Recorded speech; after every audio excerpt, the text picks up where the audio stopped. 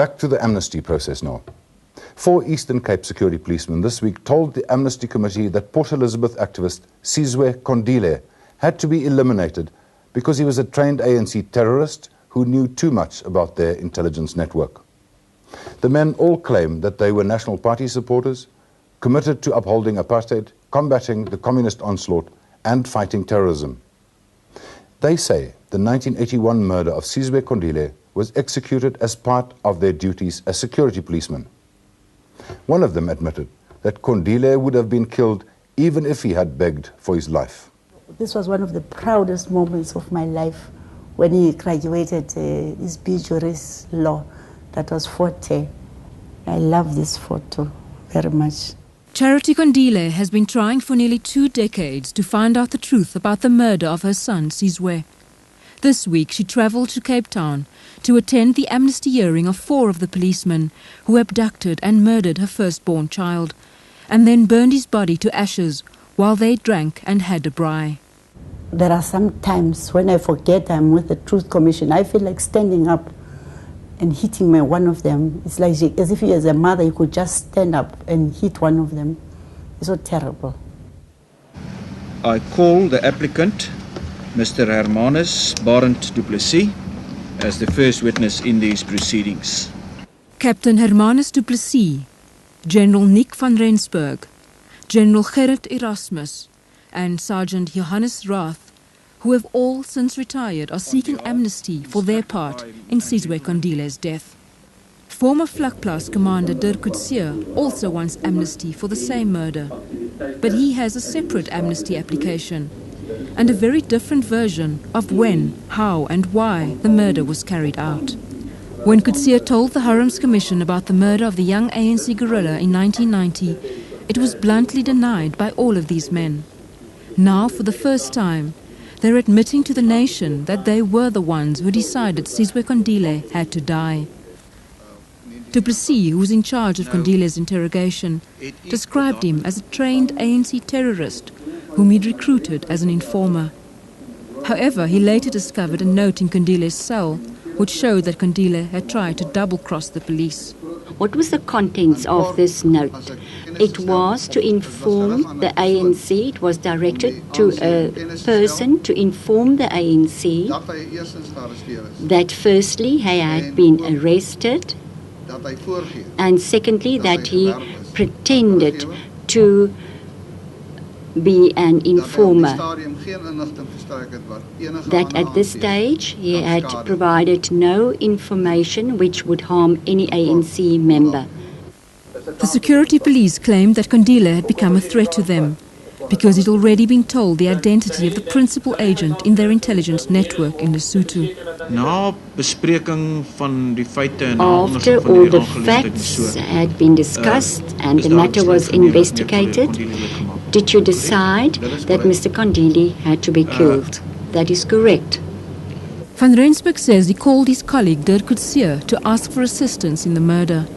The security police then faked Kondile's release from the Jeffreys Bay police cells and later abducted him and drove him to the border at Komatipoort. And Mr. Coetzee then made the suggestion that if we did not want the body to be found, then he suggested that we burnt out the body. They had wood, and a great deal of wood was available, and that we should rather burn the body, and they would ensure that the remains would be thrown in the Komati River. And Mr. Coetzee also mentioned to me that he had a sleeping drug. Mr. Coetzee gave him something to drink. I don't know whether it was a cool drink or a beer, and he drank it. And approximately, I'll just have to guess, but approximately half an hour after that, the man started swaying slowly. His head lurched and he went to lie on his side. As far as I can remember, Sergeant Roy Otto took out his firearm, and I think it was his service pistol, and shot Kondile. Afterwards, he was put on some wood which was already there, and we also gathered some more wood, and he was burnt to death. There was a picnic atmosphere around the killing of Mr. Kondile. Drinks were had, and you ate meat while the young man's body was burnt. Is that right? That's not true. We did brine meat before Mr. Kondile was shot, and we ate before he was shot. I finally put it to you, Mr. van Rensburg, that your behavior and the behavior of your fellow policemen exceeded the bounds of decency, and that you are not entitled to amnesty for these actions. I have no comment on that. I think that's for the committee to decide.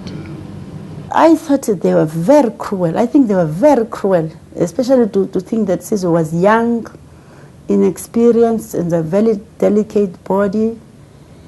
And I feel that at least they could have sent him to jail for all those security laws he was detained for. And I thought to myself, they also had no business to recruit him as an informer. The order to eliminate Kondile came from this man, General Gerrit Erasmus, the then Divisional Commissioner of the Eastern Cape Security Police, who admitted that he had never met Kondile personally. There were no rules in this game that we were busy with. You pass sentence of death on a man, and you and your colleagues then take precautions to make sure that nobody comes to know about it. That is an awesome power. Did you realize that?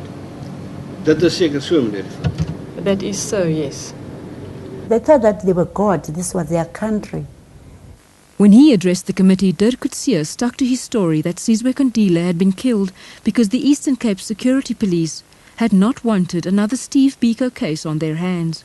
Getting rid of him was because he sustained injuries whilst being tortured, dived through a window to get away from his torturers or his interrogators, landed on his head, and a result of that, he sustained injuries which could have caused another Biko case was told to me, Mr. Chairman, which have had huge political uproar. Yes, please, thank you, Thank you very much. You've answered the question. Coetzee also contradicts the policeman on other crucial aspects, such as who was the man who pulled the trigger. Van Rensburg, Du Plessis, Erasmus and Rath all insist that it was a Sergeant Roy Otto of Vlakplaas. Dirk Coetzee denies this, and Sergeant Otto has since committed suicide. The former Vlakplaas boss says the murder was committed in November. The others say July. At the end of the hearing on Friday, Coetzee appealed to the Amnesty Committee to send him for a lie detector test, if it would help them find the truth.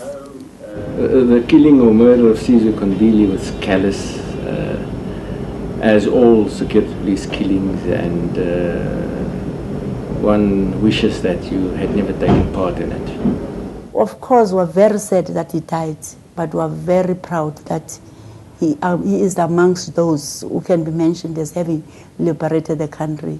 And we think we're enjoying the fruits of his struggle.